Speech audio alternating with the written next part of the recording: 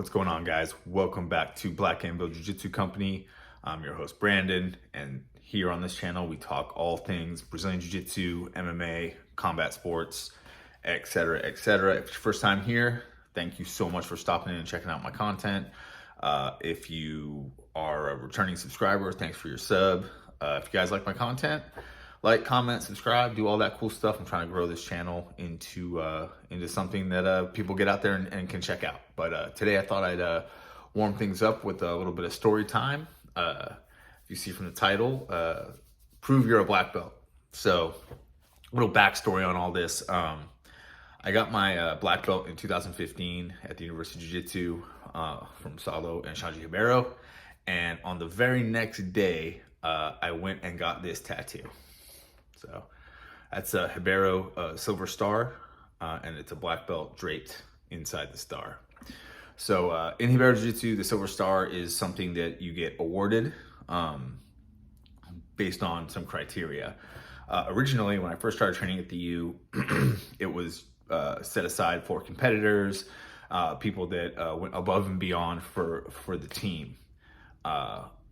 I got mine in kind of a funny way. I was on the mat one day and Saulo was a big stickler for patches. And I was wearing all my patches and he looked at me and he's like, "Brandon, where's your silver star?" And I was like, "Saulo, I don't have one. I haven't been given one." And he's like, "Oh, here." And he went behind the desk and he gave me a couple silver stars, and that's how I got mine. Later on, after they developed their instructor program, once you completed the level 1 instructor course, at the end of that, when you graduated, one of the things you got was your silver star, because you were basically allowed to teach Ribeiro Jiu-Jitsu under their credential. So that's not what today's video is about. Today's video is about how I've been a black belt for about a year, and Jiu-Jitsu World League came to town. So this was probably sometime in 2016. They were a fairly new tournament series at the time, and I show up to coach, and as I walk up, I give them my name, the team name. They look up the team name.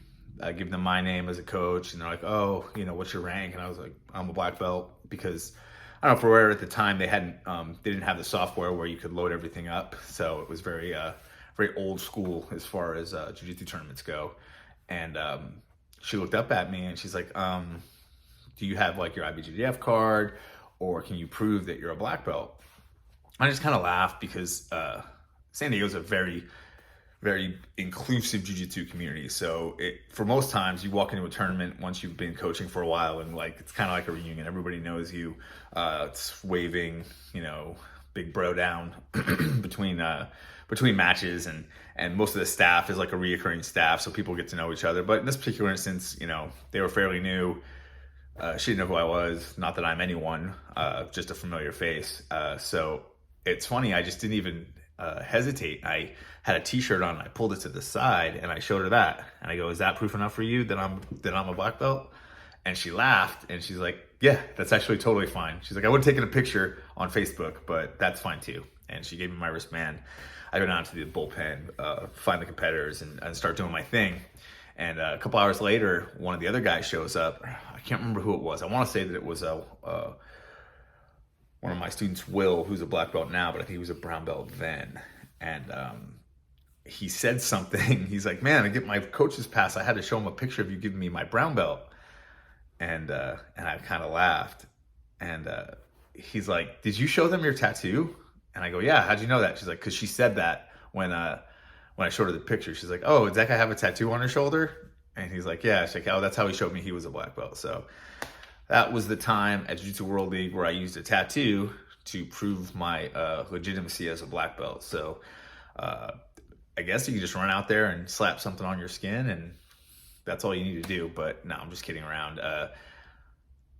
I don't know anybody that would go through, getting not only a black belt tattooed on them, but the logo of the people that promoted you to black belt, in order to honor that legacy and that lineage. So I think if you see anybody, rocking something like this, they're probably legit.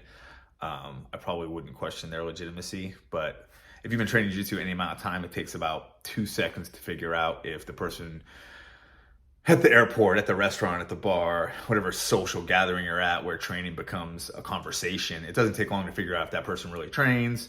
Maybe they trained a little bit in the past, or maybe they're just completely full of crap and they don't train at all and they're just trying to spark up conversation. I was actually talking to a purple belt yesterday in class, and I was telling her that I usually don't bring up training, that I even train anymore in social situations. If it comes up, it comes up, but it's not something I talk about just because it's a conversation I've had so many times that I just don't even bother with it anymore. You know, it's not until like somebody really gets to know me before, at least here in Florida, before they even know that that I still train.